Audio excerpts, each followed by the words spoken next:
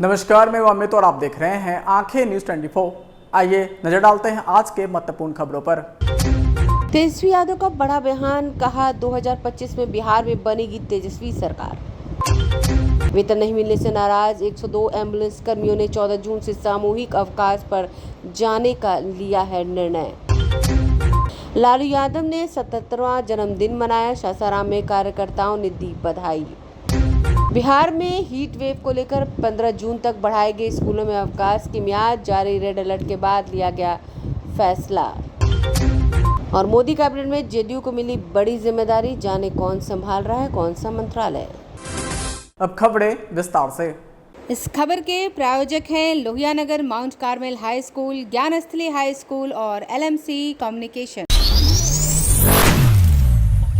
मैं अमित और आप देख रहे हैं आंखें न्यूज 24। नेता प्रतिपक्ष तेजस्वी यादव आज राजधानी पटना स्थित पासपोर्ट ऑफिस पहुंचे, जहां उन्होंने पत्रकारों से बात करते हुए बड़ा बयान दिया है। तेजस्वी यादव ने कहा कि 2025 में बिहार में तेजस्वी सरकार बनेगी। दरअसल तेजस्वी यादव से जब पूछा गया कि उन्हें 2024 में केवल 4 सीट मिला है, इसको लेकर सत्ता पक्ष आप पर हमला बोल रहा है। इसको लेकर तेजस्वी यादव ने कहा कि 2019 लोकसभा चुनाव में 0 सीट लाए थे तो विधानसभा में सबसे बड़ी पार्टी राजद बनी थी। वहीं 2024 लोकसभा में 4 सीट आया है तो विधानसभा में 4 गुना सीट लाएंगे। वहीं जब पूछा गया कि सरकार तेजस्वी यादव बनाएंगे तो उन्होंने कहा कि हाँ, एकदम सरकार बनाएंगे। आइए आपको सुनवाते हैं और क्या कुछ कह रहे हैं तेजस्वी यादव।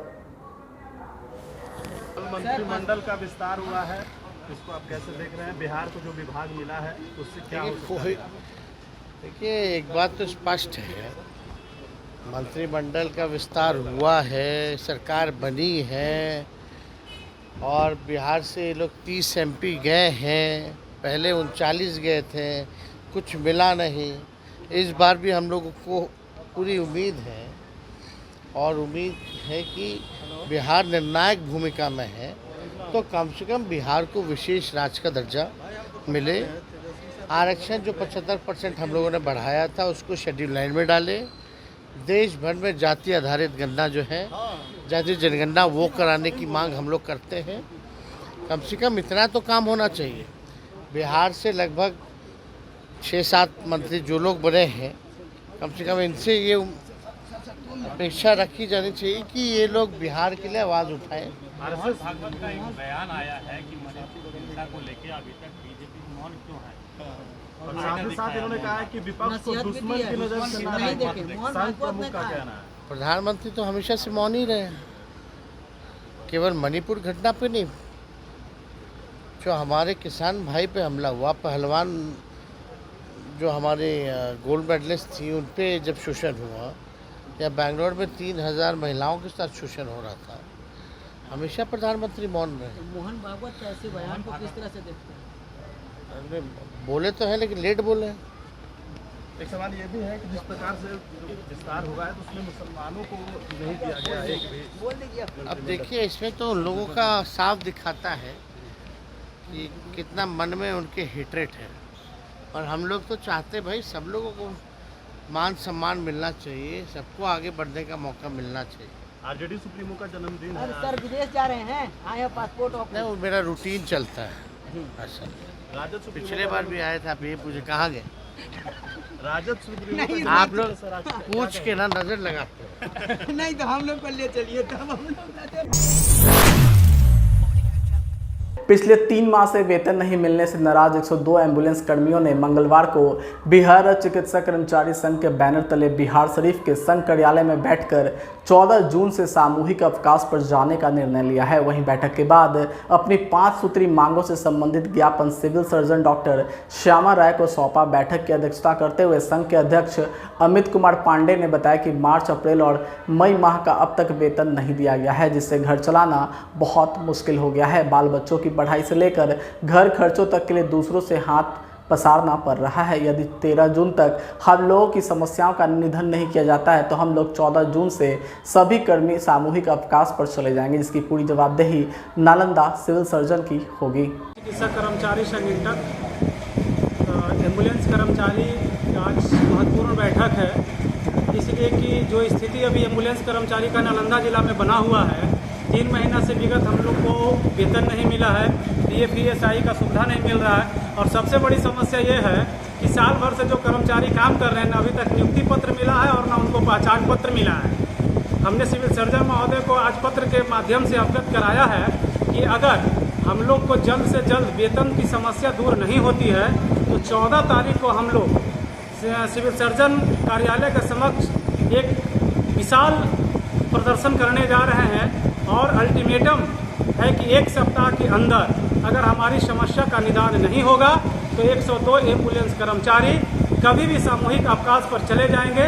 अगर इसमें किसी प्रकार की समस्या आती है, मरीज के साथ किसी प्रकार का समस्या होता है तो उसकी पूरी जवाबदेही बिहार सरकार स्वास्थ्य विभाग की होगी, कंपनी की होगी।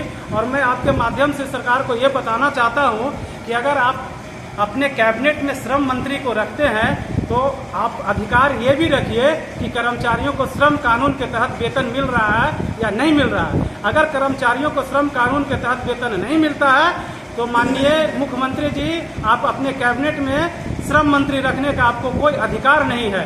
माननीय स्वास्थ्य मंत्री जी को अवगत कराना चाहते हैं कि विगत इसके पहले भी आप स्वास्थ्य मंत्री थे और नए भी बने आप स्वास्थ्य मंत्री हैं, लेकिन जो स्थिति पहले 102 एम्बुलेंस का था वही स्थिति अभी भी 102 एम्बुलेंस का है। तानाशाही अपने चरम सीमा पर है। और मैं आपके माध्यम से बताना चाहता हूं कि अगर नालंदा बिगुल फूकती है तो नालंदा के समर्थन में पूरे बिहार अनिश्चितकालीन अवकाश पर जाने के लिए तैयार है। मैं आपसे अभी भी अनुरोध करता हूं कि इस समस्या का समाधान जल्द से जल्द कर दें ताकि इस जन कल्याण योजना में बाधा उत्पन्न नहीं हो। वेतन मांगने पर बड़ी सासाराम में बीपी मंडल प्रतिमा स्थल परिसर में महागठबंधन के कार्यकर्ताओं ने राजद सुप्रीमो लालू प्रसाद यादव का जन्मदिन केक काटकर मनाया। वहीं इस मौके पर महागठबंधन के कार्यकर्ताओं ने गरीबों के बीच फल और खाद्य सामग्री का भी वितरण किया। महागठबंधन नेता सह पूर्व पैक्स अध्यक्ष लाल साहब यादव ने बताया कि पूर्व मुख्यमंत्री लालू प्रसाद यादव के जन्मदिन को केक काटकर मनाया गया है। वहीं गरीबों के बीच खाद्य सामग्री और फल वितरण किया गया है। वहीं इस मौके पर सासाराम के नवनिर्वाचित सांसद मनोज कुमार ने पहुंचकर बीपी मंडल के प्रतिमा पर पुष्पांजलि अर्पित की। इसके बाद उन्होंने पूर्व मुख्यमंत्री लालू प्रसाद यादव को जन्मदिन की बधाई दी और काफी संख्या में महागठबंधन के कार्यकर्ता वहां मौजूद रहे। क्या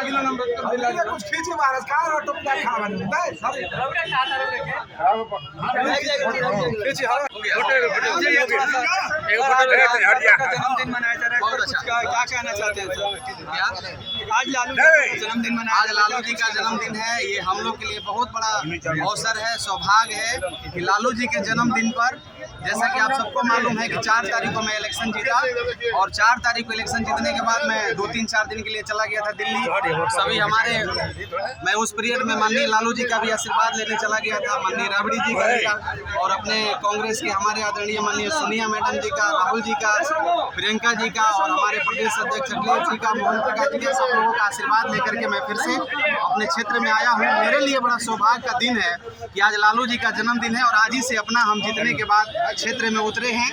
और मैं शुभकामना देता हूं, हार्दिक बधाई करता हूं कि जो हम लोग का बचा हुआ उम्र है लालू जी का उम्र में ऐड हो जाए, क्योंकि उनका जरूरत है देश के लिए।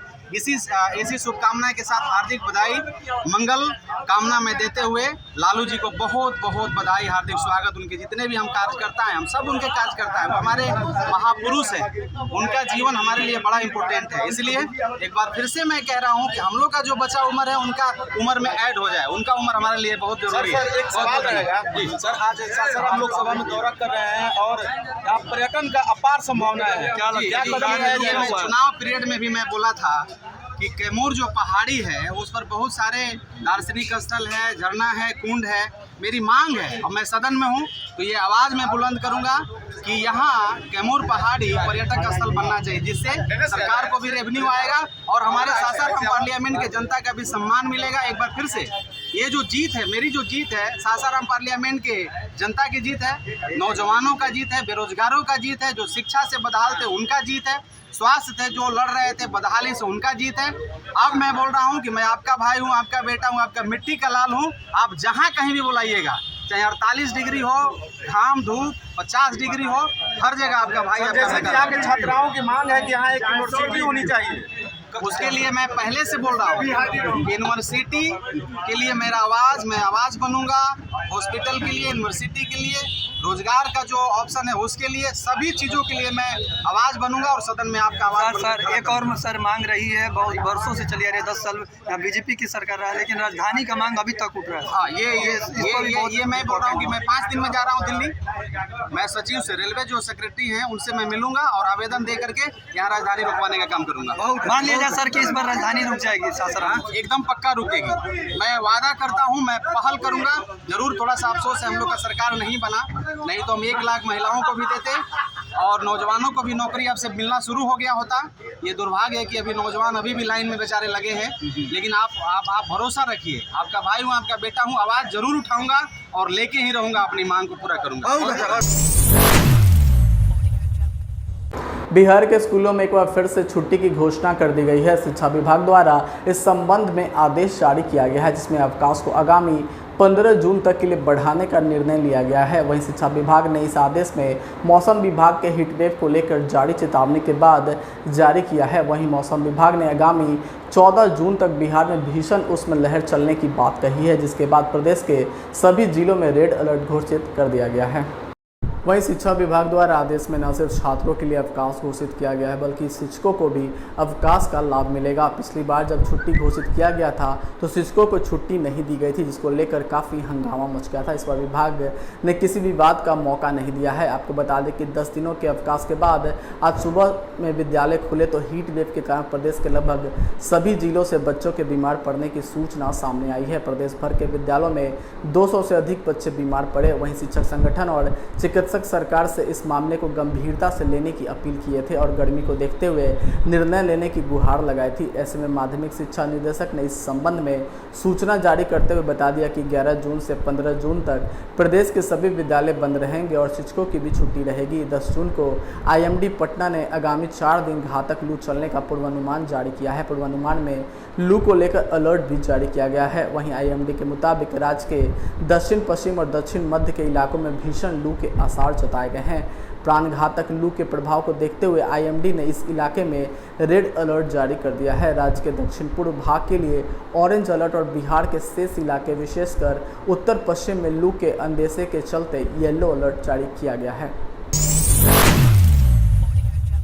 मोदी सरकार में मंत्री बने राजीव रंजन उर्फ ललन सिंह ने मंगलवार को केंद्रीय मत्स्य पालन, पशुपालन और डेयरी मंत्री के रूप में अपना कार्यभार संभाल लिया। उनके साथ विभाग के राज्य मंत्रियों ने भी पदभार संभाला है। 4 बार के लोकसभा सदस्य ललन सिंह जदयू के पूर्व राष्ट्रीय अध्यक्ष भी रहे हैं। वे बिहार के मुख्यमंत्री नीतीश कुमार की कोर टीम का हिस्सा माने जाते हैं, जो पार्टी संबंधी अहम रणनीतियों और निर्णय को लेते हैं। वहीं मुंगेर संसदीय सीट से तीसरी बार लोकसभा चुनाव जीते ललन सिंह को जदयू कोटे से केंद्रीय मंत्रिमंडल में जगह दी गई है। ललन सिंह ने 9 जून को नरेंद्र मोदी को तीसरी बार प्रधानमंत्री के रूप में शपथ लेने के बाद अन्य मंत्रियों के साथ मंत्री पद की उन्होंने भी शपथ ली थी। मोदी मंत्रिमंडल में ललन सिंह को केंद्रीय मत्स्य पालन, पशुपालन और डेयरी मंत्री के अतिरिक्त पंचायती राज मंत्री का जिम्मा दिया गया है। उन्होंने लंबा सियासी अनुभव रखने वाले ललन सिंह के केंद्रीय मत्स्य पालन, पशुपालन और डेयरी मंत्री के रूप में पदभार संभालने पर विभाग के वरिष्ठ कर्मियों ने उन्हें शुभकामनाएं प्रेषित की है। वहीं मोदी मंत्रिमंडल में इस बार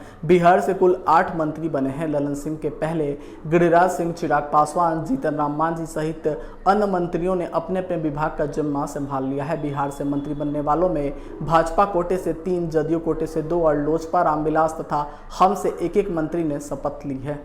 जुड़े तमाम बड़ी खबरें देखने को मिलती है तो देर किस बात की, आज भी जुड़े आंखें न्यूज़ 24 के साथ। संपर्क करें हमारे व्हाट्सएप नंबर 8935876430 पर। क्या आप पत्रकारिता के क्षेत्र में अपना कैरियर बनाना चाहते हैं? तो आज ही royal Ashoka institute of mass communication and journalism में अपनी जगह सुनिश्चित करें। आर्यभट्ट ज्ञान विश्वविद्यालय पटना से मान्यता प्राप्त 100% प्लेसमेंट के साथ royal Ashoka institute of mass communication and journalism नामांकन जारी है। हमारा पता है DS/16 गायत्री मंदिर के समीप, कंकड़ बाग, पटना 8,20,000। आप हमें संपर्क भी कर सकते हैं। हमारा मोबाइल नंबर है 9955456126।